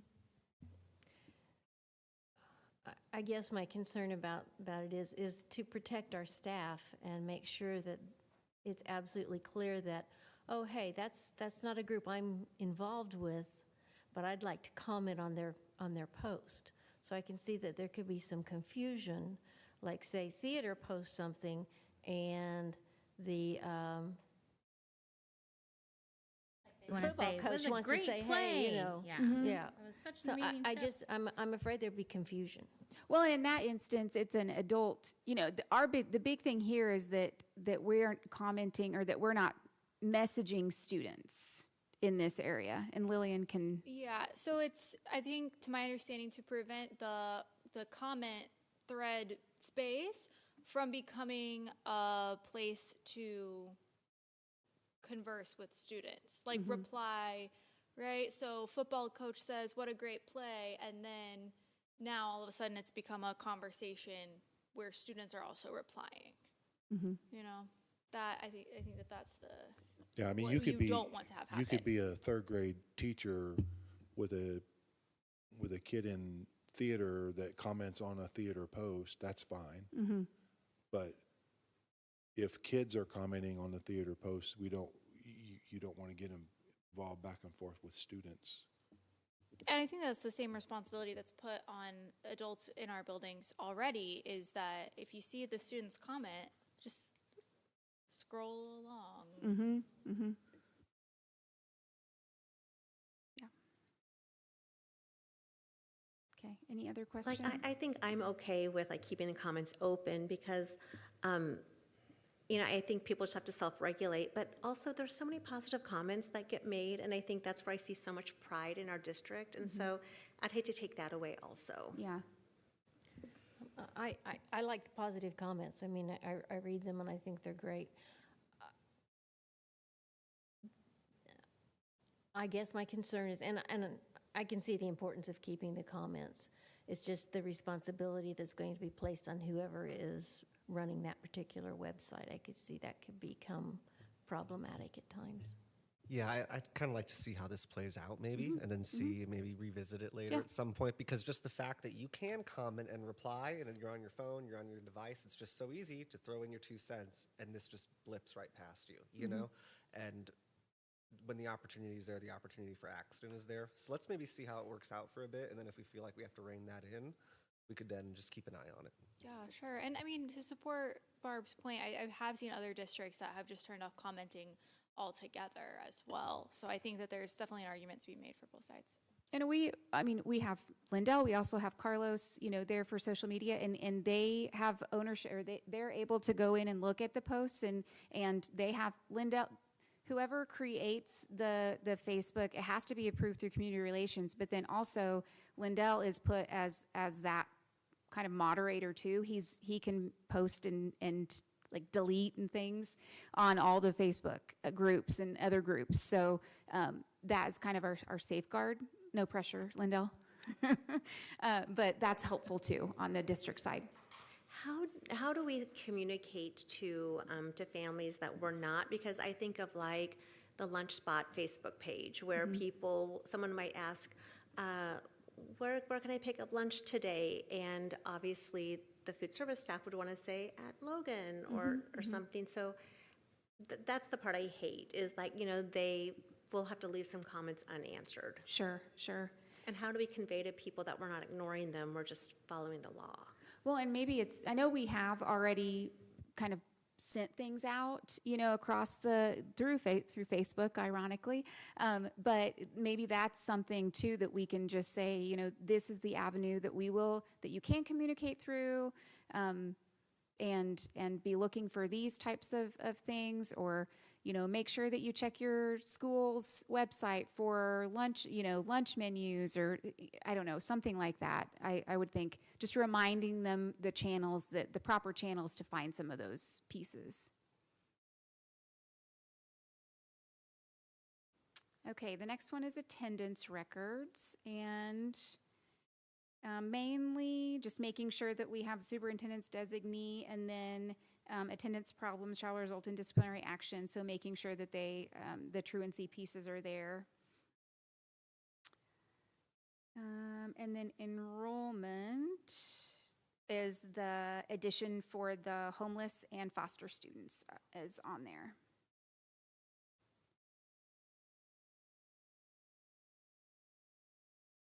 And then we get to foster care, and these are the regulations pieces for the foster care.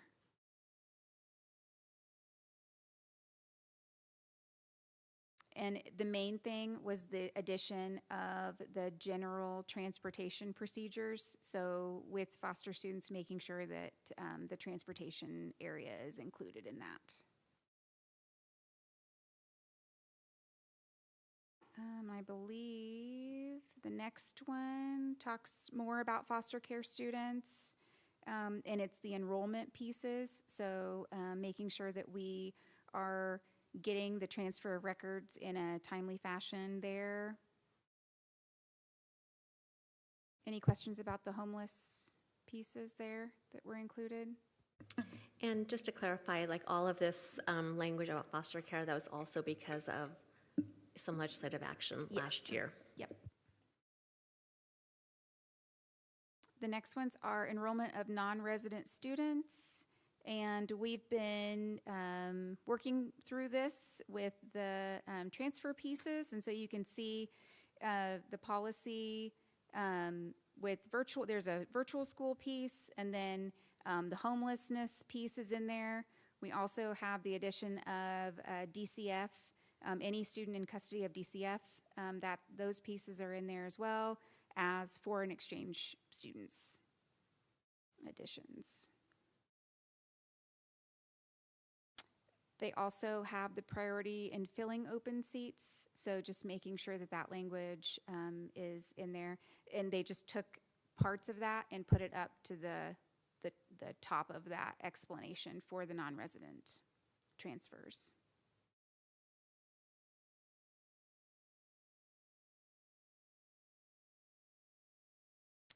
The next one is absences and excuses. And the main thing there is the addition of the appropriate disciplinary action. So if there's a student that needs disciplinary action, that's included.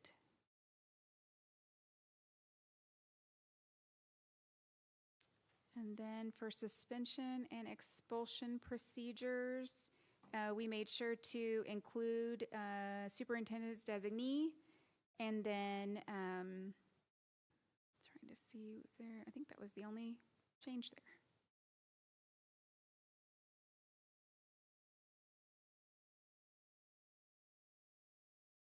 Okay, sorry, this is a long one too. Sexual harassment, this is the sex-based discrimination piece that is in there for students. Yeah, sorry, the first one, the initial one was staff, adults, and this one is students, so it's going to look very similar. Title IX process is still the same, no matter if it's adult or students. We're almost there. The next one is administration of emergency opioid antagonists. So this is really the Narcan pieces, making sure, and we have all of that. I work with the district nurses, and we make sure to have all of that accessible at all of our buildings.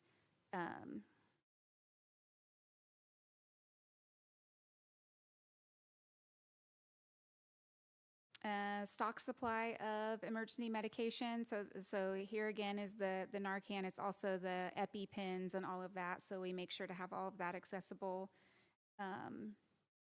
for our families. And then student self administration of medications, making sure that we it's in here that by the State Board of Healing Arts. So just making sure that someone has given a medical record of why that medication is needed. It can't just be a mom thinks that you need this situation. It has to be something that is medically necessary. The next one is foreign exchange students. So making sure that we, of course, admit them into our schools and that they need to have that host family that resides in the district. The next one is student record, release of student records.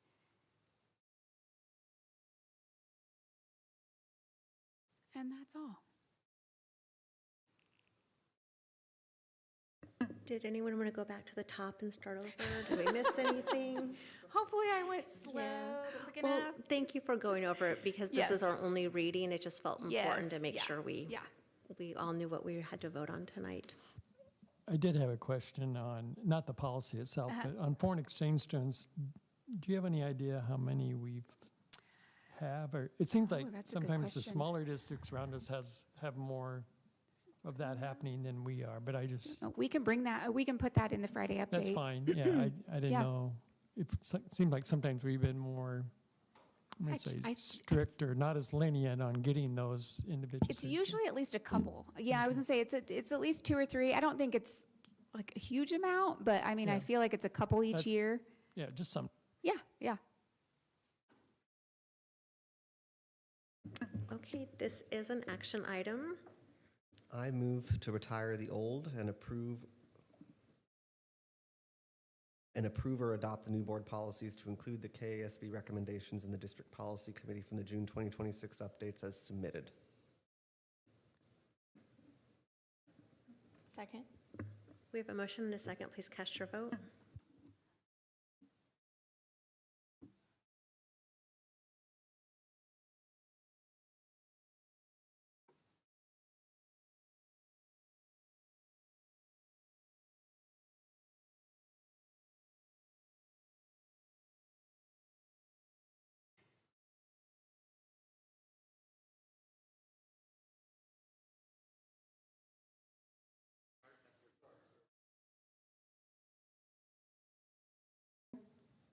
Thank you.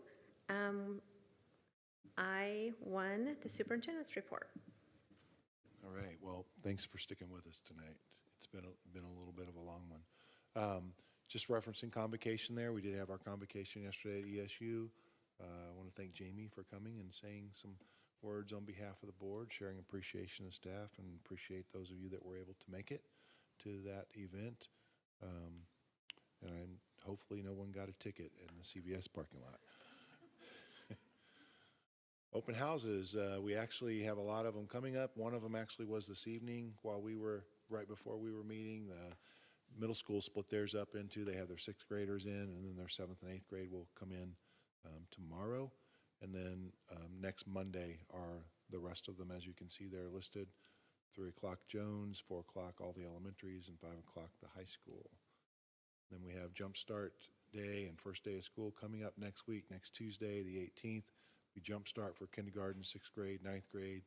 Any students new to the district, give them an opportunity to come in without, having all the students there and getting overwhelmed on their first time into the buildings possibly. And then the first day of school is next Wednesday, August 19th. Probably don't have to remind anybody of that. Actually got interviewed by the Gazette today, and it was a parent of a 3rd grader, I believe, and she was so ready for us to start school. And then, just in all transparency, I want to make sure that we let people know that we do have another hearing coming up on September 2nd at 5:30 to report the KSDE findings where they determined that the previous decision made by the district was a rational decision to close Logan Avenue Elementary after this school year. But of course, the statute requires us now to have a second hearing, and so we will have that hearing on September 2nd at 5:30. And then the board, again, will not vote at that hearing, but at their meeting the following week, that would be an agenda item where there would be a recommendation and the board would be asked to vote on that item again. Thank you. And I just want to say, Dr. McGeehee, I thought your speech to our team was just amazing. So I really appreciated all that you shared. You did a great job. And I also just want to say for the record, I really thought this meeting was going to go till 9 o'clock after that agenda review last week. So we're doing great. The next item is J1, future board calendar dates. We have our next board meeting we have our special board meeting on September 2nd, our regular meeting on September 9th, and then our special board meeting on September 23rd on strategic planning. And then we will gather together for our homecoming on September 25th. And finally, I will take a motion to adjourn the meeting. So moved. Please cast your vote.